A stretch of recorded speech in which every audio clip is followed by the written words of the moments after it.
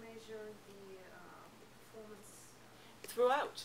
Yes. And at the end. We have something called the Volunteer Reporting System, which is an online system, and each UNV volunteer is required to complete that at certain phases within their assignment, which taps not only how they're doing against the terms of reference or the job description, the terms of reference, but also how they're feeling about the experience and how their supervisor is feeling about that experience.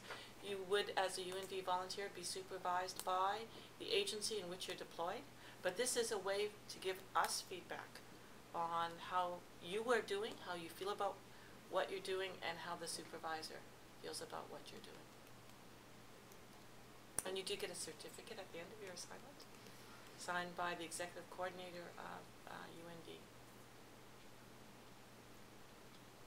We are also in the process of establishing an outreach to what you might call alumni. We call former UNV volunteers. We've never had one because, you know, former UNV volunteers are all over the world, and it was seen until Web 2.0 and social networking to be quite an expensive outreach program for us.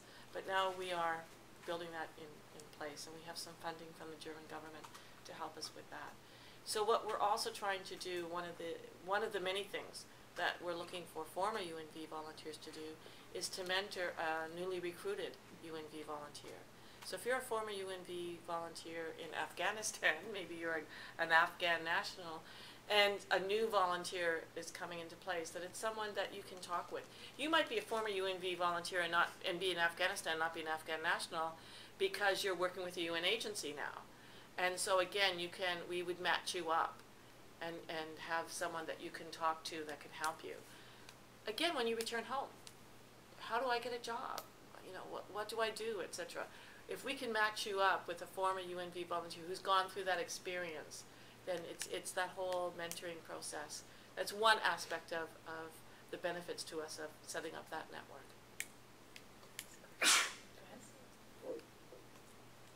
I just was wondering, you said that there was an avenue through Peace Corps.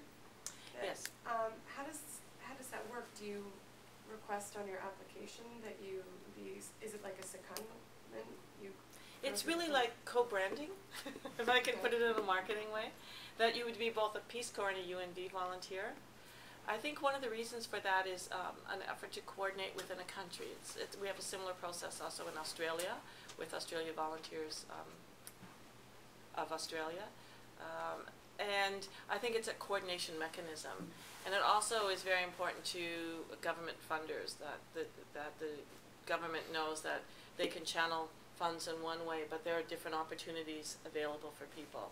So you could join Peace Corps and be a Peace Corps volunteer working on assignments that Peace Corps has identified. You could go through Peace Corps and say, I would like to work with a UN organization, right? And then you would be co-branded as a Peace Corps and a UNV volunteer. It helps with the coordination, and it helps USAID to know that their funds are being effectively used and not being dispersed. I just asked that because Peace Corps has a completely different funding structure for how they work with their volunteers than UNV. UNV provides a lot more support. It would be a coordination of recruitment, not a coordination of conditions of service.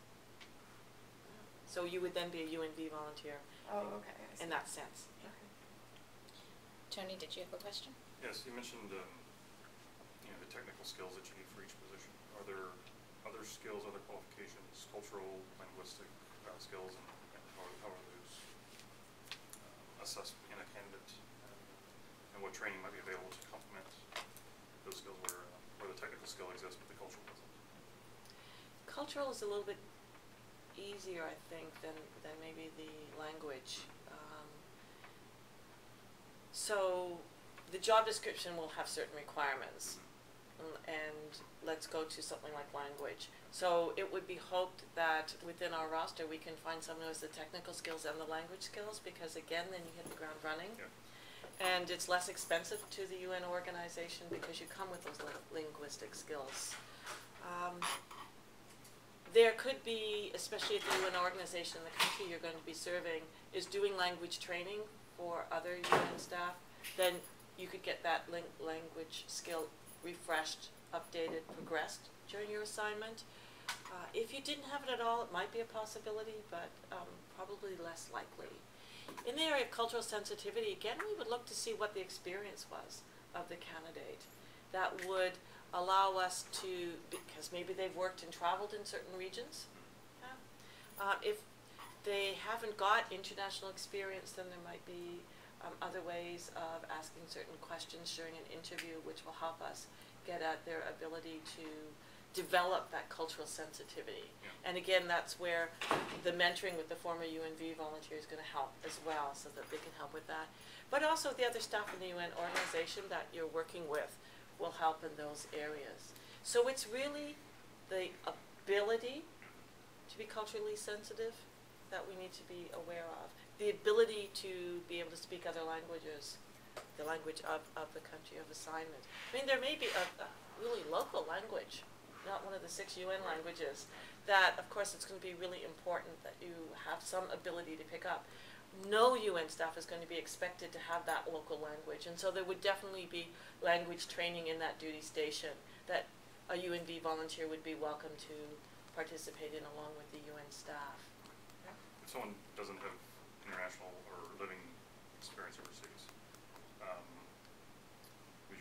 what advice would you give on really making the case that you could do the job and you could, adapt to the local culture, take advantage of training that is available? Maybe domestically, you might want to volunteer with some cultural groups. Okay. Yeah, and help with some different cultural groups here in the United States and get to understand from their eyes the situations that they face being in the States from another country, and their pride and their culture and their heritage, and understand different conditions for relatives that they have back home and so on. That might be one thing you could do. Can you talk a little bit about whether it's possible to apply for a specific position with UNV, or whether the only way to do this is to be on a roster and wait for someone to send you an email? In Elizabeth, in the majority of the cases, it really is that you're on a roster and you get an email. Right. But we do special recruitment drives when we have a skill or area that might not be reflected strong enough in our roster. So in those cases, then you'll see on our website an actual position advertised, a UNV volunteer position advertised, and you can then apply for it. Sometimes we actually go to universities. I know that there was a group that was in the States just recently from UNV doing recruitment drives in some of the universities. Again, because the person would have had, and that was the example I was giving before, you might have had experience related to the TOR, then you've gone and you've supplemented your education, which now brings you up to that education level. So we also have done recruitment drives at universities as well. And then, of course, they would be looking for you to do a specific job. But the norm is more that you get into the roster. Elliot, did you have a question earlier? Okay. Maybe I could just let you know too, and I'll get to your question in a second, while I'm thinking of this point on the roster. We get about 80,000 applicants each year for the roster. Now bear in mind I said we have 7,754 serving UNV volunteers.